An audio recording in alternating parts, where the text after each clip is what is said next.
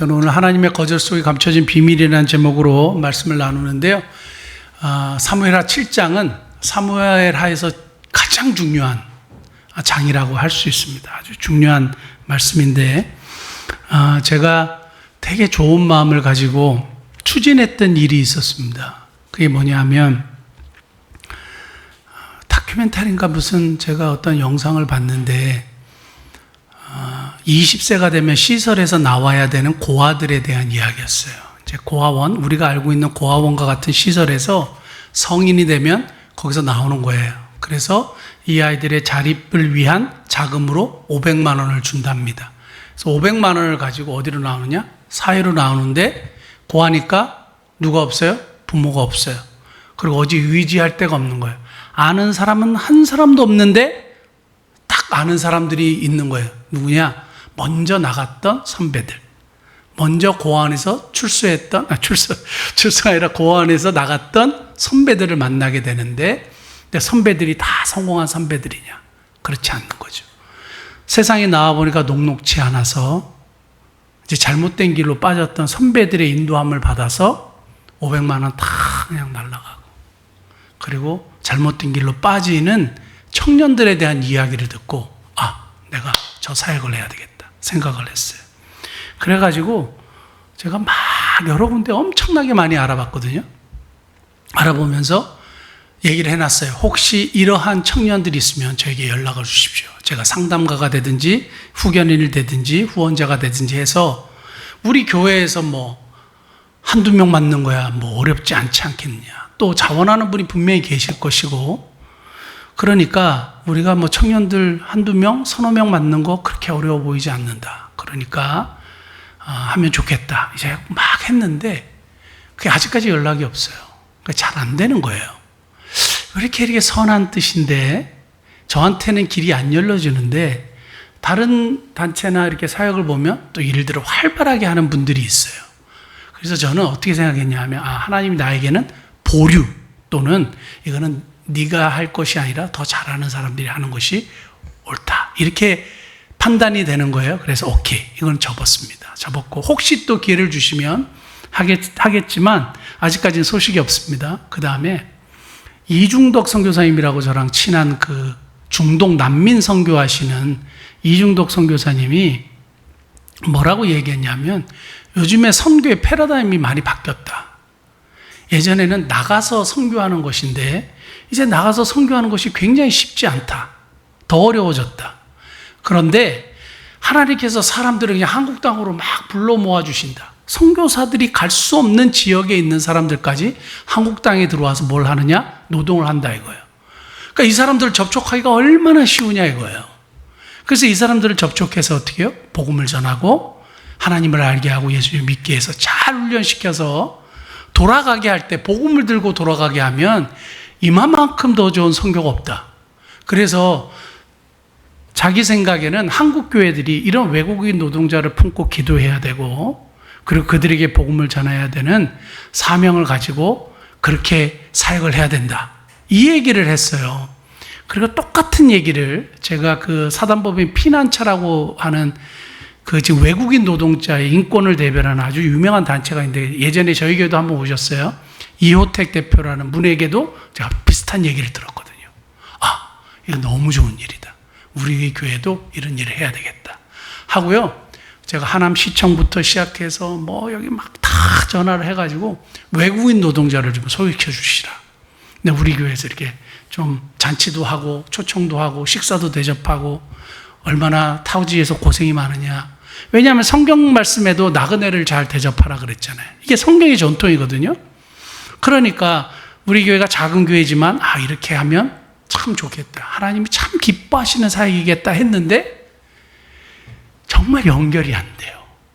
그리고 하남에는 외국인 노동자가 그렇게 많이 없어요. 저쪽 신장 쪽이나 어디 쪽에는 있는지 모르겠는데 이 근처는 없어요. 제가 만난 사람은 그냥 중국에서 온 조선족 막노동 하시는 분들이나 이렇게 지나가다 몇 번 봤지 없어요. 우리가 생각하는 외국인 노동자가. 아직까지 하나님이 그것을 열어주시지 않는 걸 보면 그건 네가 할 일이 아니라 다른 사람이 해야 될 일이고 지금 해야 될 게 아니라 나중에 해야 되는 일이다. 이렇게 말씀하시는 것 같아서 오케이, 그것도 보류해요. 자, 선한 뜻을 이렇게 품었잖아요. 너무 좋은 생각 아닙니까? 여러분 생각 어떠세요? 참 좋은 생각이고 해야 되는 일이죠. 근데 이게 안 열릴 수가 있어요. 그러니까 하나님이 아니야, 지금 때가 아니야. 그리고 네가 할 일이 아니야. 너는 그거 못해. 다른 사람이 해야지. 이럴 수 있을 수도 있단 말이에요. 오늘 그거 아주 흡사하게 다윗이 너무 선한 생각, 선한 의도, 그런 마음을 가졌어요. 그게 뭐냐 하면 나는 이렇게 백향목의 멋진 최고급 목재로 지어진 집에 사는데 하나님이 거하신다고 하는 저 법궤는 그냥 성막 텐트 안에 이렇게 지내는 이게 말이 되냐? 안 되지 않겠느냐? 그러니까 하나님의 집을 만들어야 되겠다. 성전을 건축해야 되겠다 하는 아무도 생각하지 못했던 기가 막힌 생각을 해요. 그 전에 아무도 그런 생각을 못했어요. 왜냐하면 그냥 성막 안에만 이렇게 해야 되는 줄 알고. 근데 성막 예배가 완전히 70년 동안 엉망이 됐잖아요. 왜냐하면 블레셋에게 뺏기고 그리고 막 돌아다니면서 방치되고 하다가 이제 다윗이 법궤를 가지고 온 것도 대단한 일인데 성전을 짓겠다는 그 생각이 너무 탁월한 거예요. 그러니까 나단 선지자도 왕의 마음껏 하라고, 하나님이 기뻐하실 거라고 이제 이렇게 얘기를 했는데 하나님이 나단에게 직접 말씀하시잖아요. 안 된다, 못한다. 나중에 이게 역대상에 나와요. 역대상에 다윗이 피를 너무 많이 흘렸대요. 그러니까 하나님이 문제점을 제시하고, 그러나 그 생각이 참 좋은 생각이니 솔로몬 때에 그것을 이루도록 하나님이 허락을 하셨단 말이에요. 그러니까 때때로 우리가 선한 생각, 선한 의도로 하는데 막히거나 거절당할 때도 있고 이루어지지 않을 때가 있습니다. 그러니까 하나님의 분명한 의도가 있고 선하신 계획이 있는 거예요.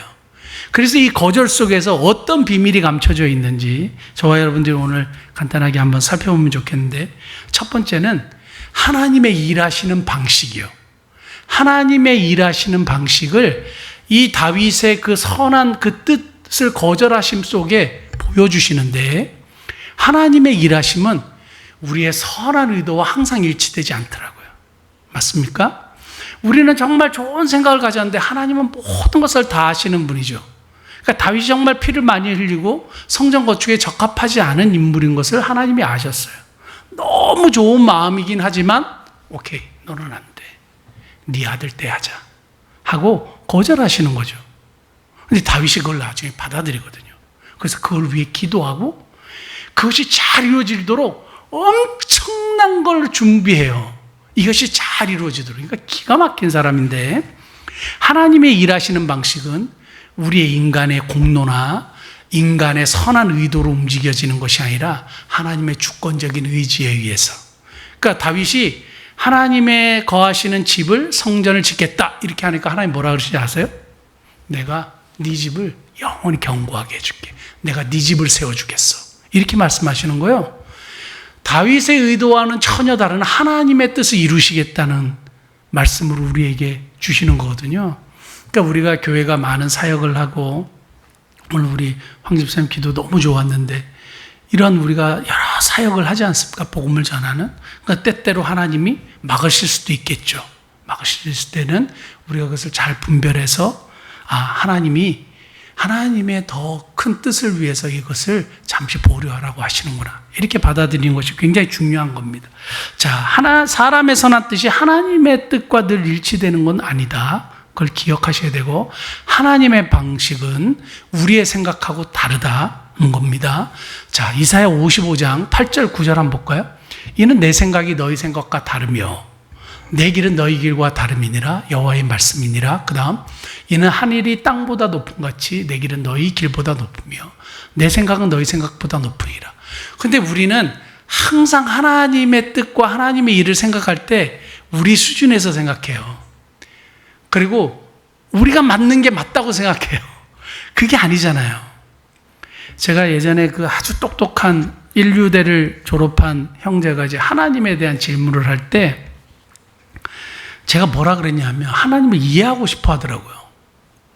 그러니까 하나님이 허용하신 범위 안에서만 우리가 이해할 수 있지, 우주보다 크신 분을 어떻게 우리의 이 머리를 이해를 하겠어요. 하나님이 66권의 충분한 계시를 주셔가지고 우리가 구원의 길, 하나님께서 하나님을 드러내 보이시는 행위를 계시라고 하는데, 하나님이 보여주신 것만 우리가 알고 깨닫고 이해하는 거지, 그 크신 하나님을 내가 어떻게 이해하냔 말이에요. 근데 우리는 자꾸 하나님을 이해하려고 그러고 하나님을 내 밑에 두려고 하고 내가 이해하는 범위 내에서 하나님을 섬기려고 하는데, 여기에 맹점이 있는 거예요.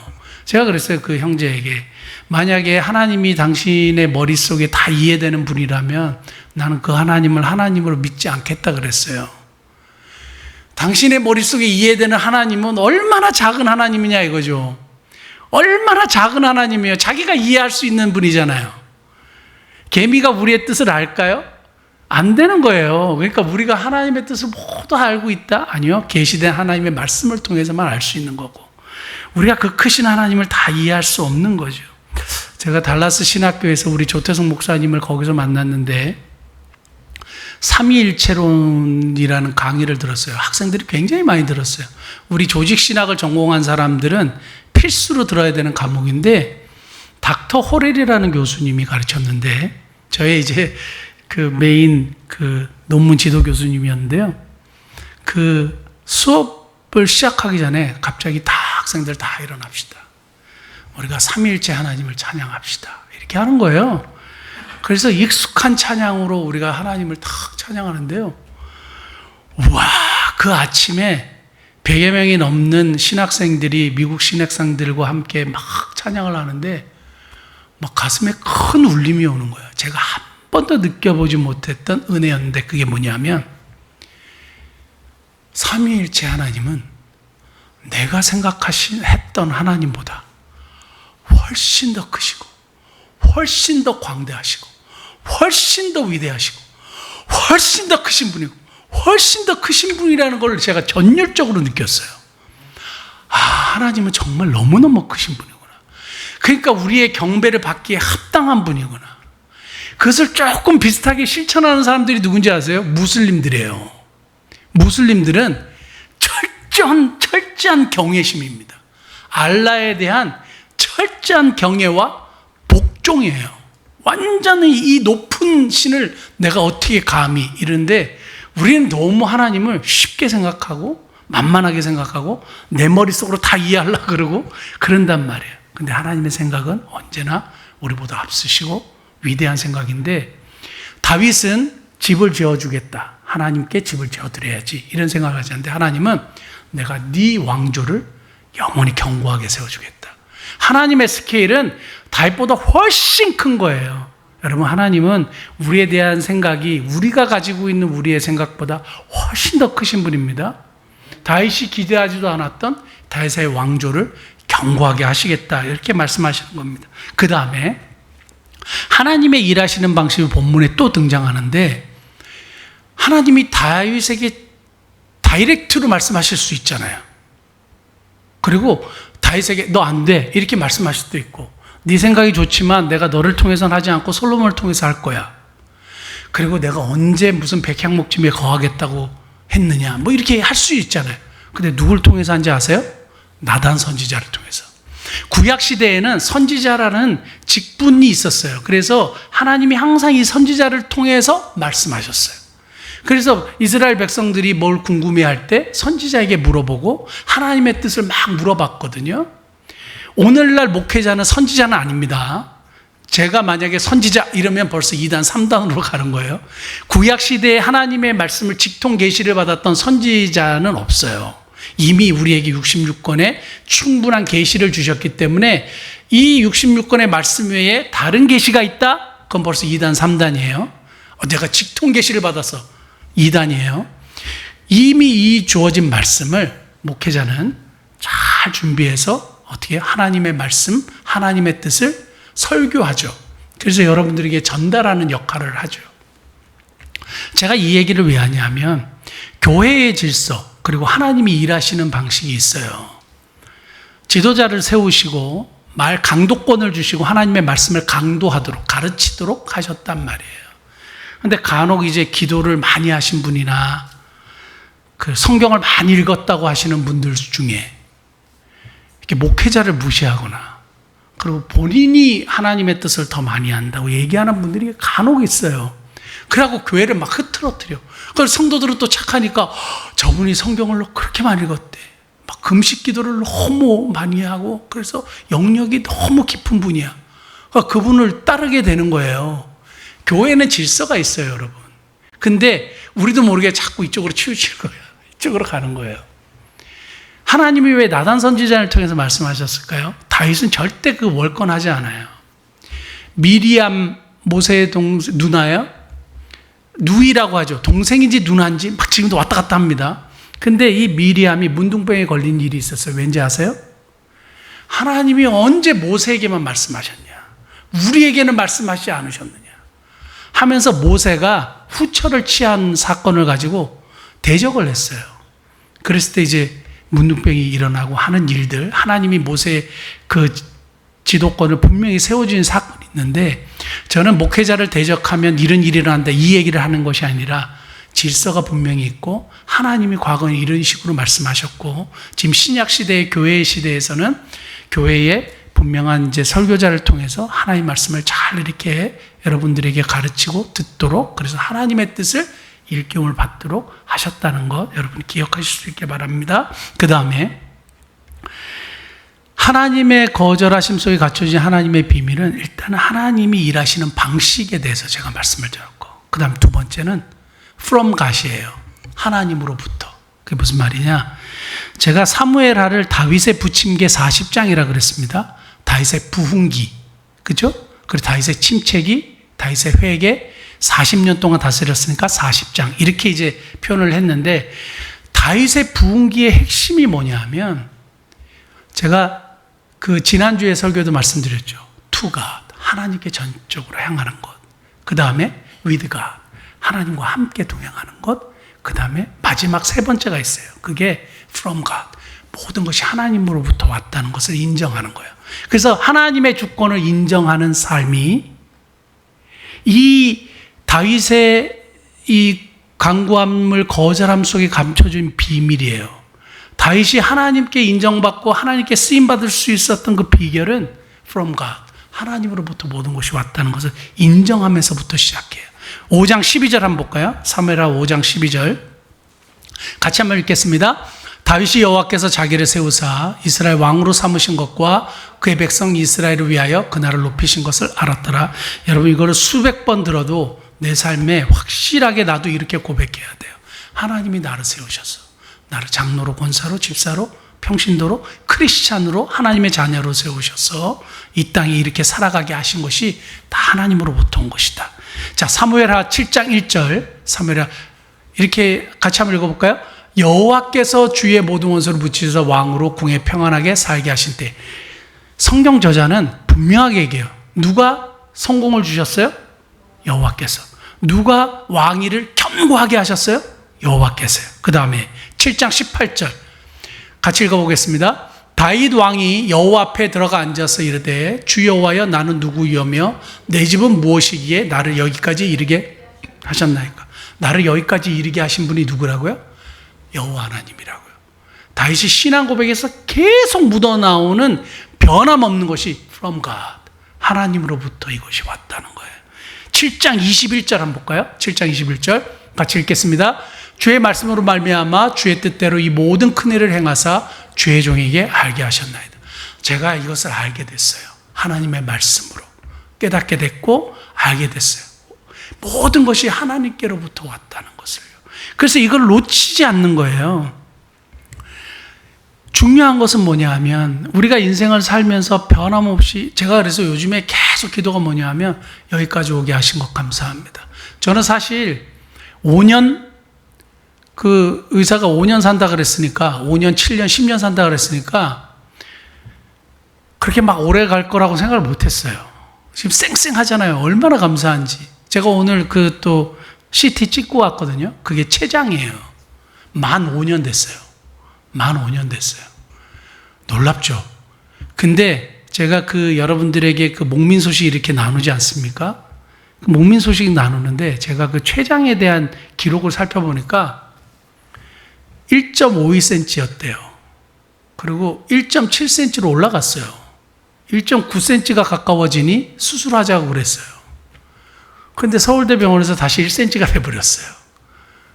이해할 수 없는 일이죠. 하나님께서 그냥 거기에 딱 붙어 있도록 은혜를 베풀어 주셨는데, 예전에 그 인류한 박사님이 저한테 그러신 게 아직도 기억나요. 목사님, 그 혈액암 말고 그 췌장 그거 어떻게 됐어요? 그래서 지금 1cm로 딱 붙어 있다고. 그거야말로 기적이래요. 자기가 더 걱정하는 건 췌장의 종양이래요. 그게 치명적이잖아요. 췌장은 이게 어떻게 할 수 있는 부분이 아직까지 없으니까 뭐 혈액암 다발성골수랑 똑같고, 그런데 기적이라는 거예요. 그러니까 제가 이제 기적을 달고 사는 사람인데 하나님께 진짜 감사하게 생각합니다. 모든 것이 하나님께로부터 왔고 나 여기까지 오게 해주신 거 진짜 감사하다고.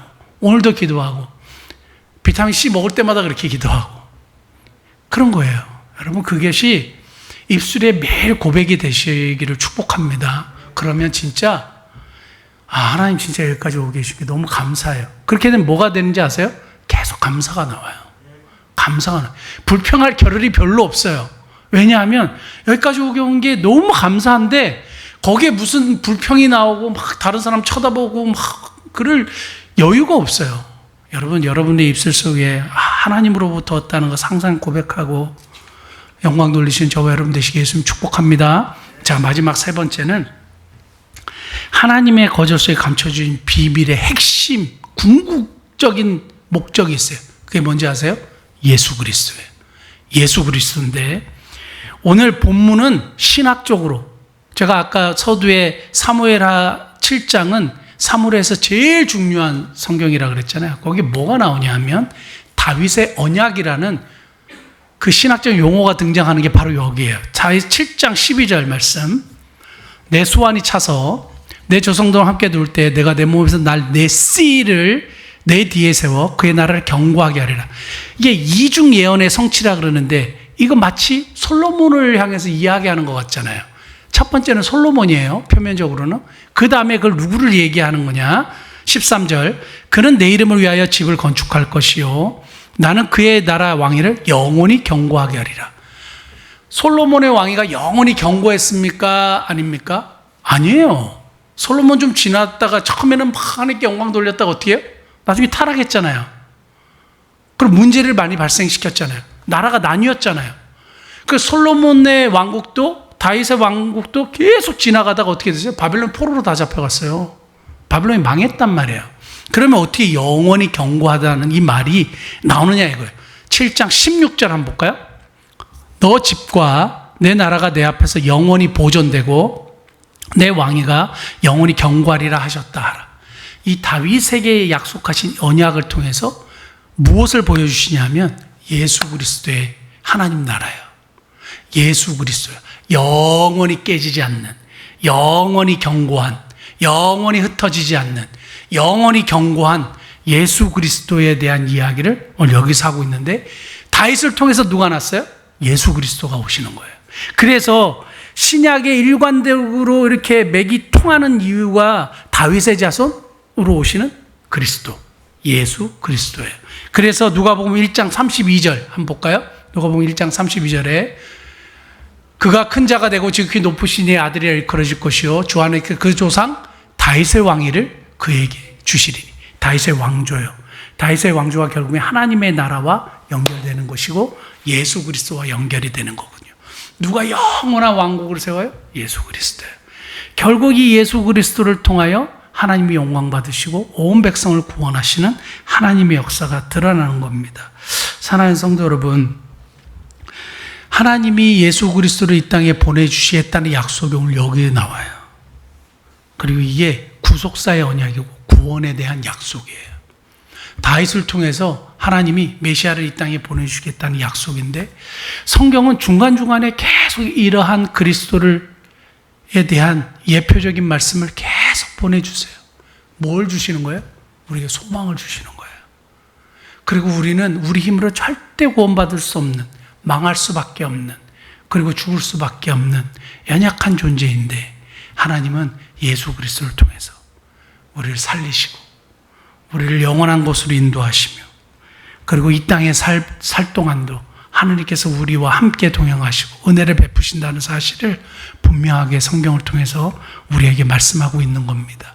사랑하는 성도 여러분, 때때로 우리의 인생에 이렇게 기도가 거절되고 나의 선한 뜻이 잘 수용이 안 되는 일이 있다 할지라도 하나님의 영원한 계획을 믿으시고 하나님의 영원한 계획을 믿으시고 결국 우리를 향한 하나님의 계획이 훨씬 더 크다는 사실을 인정하시고 다윗에게만 이러한 계획을 가지신 것이 아니라 오늘 살아가는 저와 여러분들에게도 하나님 더 큰 계획을 가지고 계시다는 사실을 믿으시고 그 하나님을 신뢰하시고 결국 예수 그리스도를 통해서 이루어지시는 그 하나님의 그 크신 은혜를 기억하시는 저와 여러분 되시기를 예수님 축복합니다. 기도하시겠습니다.